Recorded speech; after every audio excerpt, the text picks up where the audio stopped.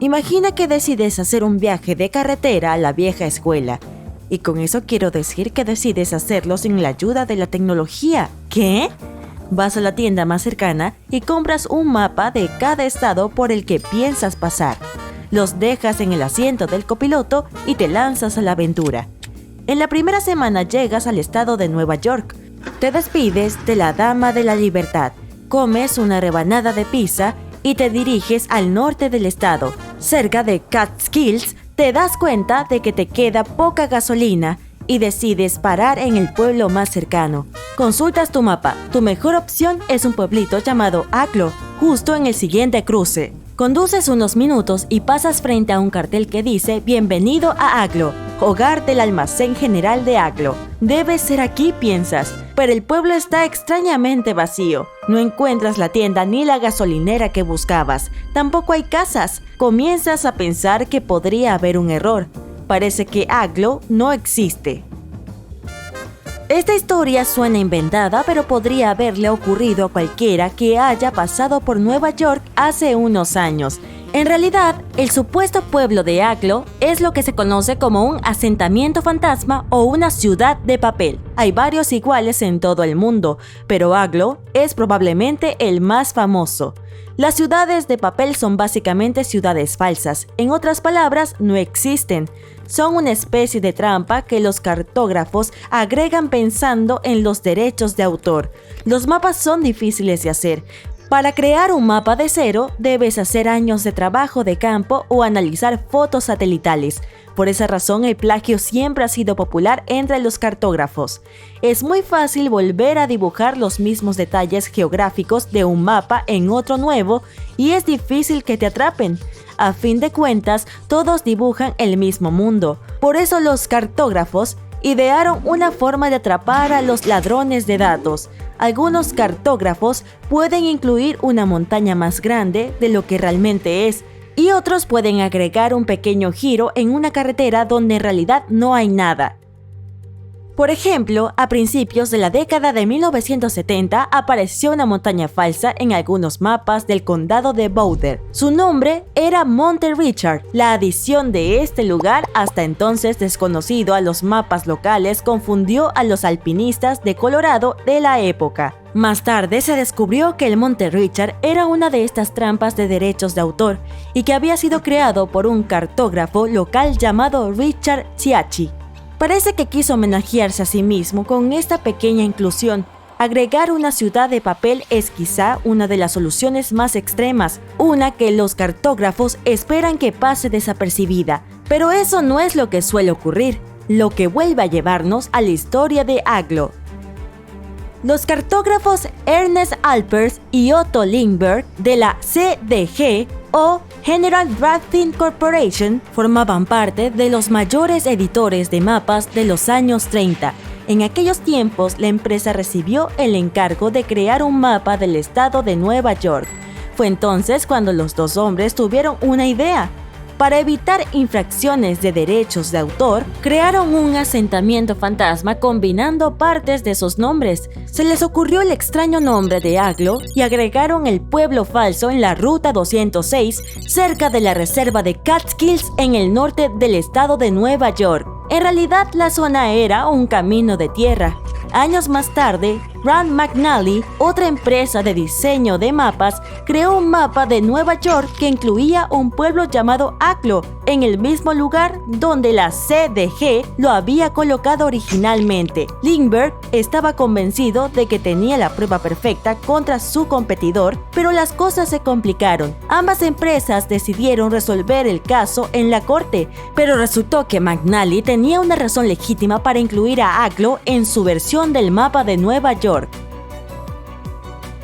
Para fabricar sus mapas, McNally realizaba una minuciosa investigación sobre las propiedades y los establecimientos de cada pueblo existente, y resultó que, cuando dibujaron su mapa, Aglo no era un pueblo vacío. Los registros mostraban que el pueblo era hogar de un establecimiento llamado Almacén General de Aglo. Claro, era el único edificio en todo el lugar, pero eso bastó para que los cartógrafos creyeran que Aglo realmente existía. Por lo tanto, lo agregaron al mapa como agregarían cualquier otro pueblo. al parecer no estaban infringiendo ningún derecho de autor. De algún modo, el asentamiento fantasma había cobrado vida. El giro de trama es que Alpers y Lindbergh de la CDG nunca podrían haber previsto que alguien decidiría instalarse en una ciudad inventada, pero eso es lo que ocurrió. Un día, en una gasolinera regional, alguien compró un mapa donde aparecía Aklo.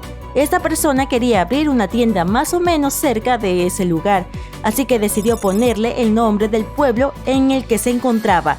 Confió en la precisión del mapa que había comprado y llamó a su negocio Almacén General de Aklo.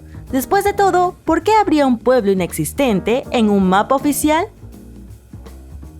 El establecimiento no duró muchos años, solo lo suficientes como para convertir esta historia en un gran problema. Mirando el lado genial, todo este conflicto convirtió a Aklo en un asentamiento ficticio súper famoso. Se transformó en un destino turístico.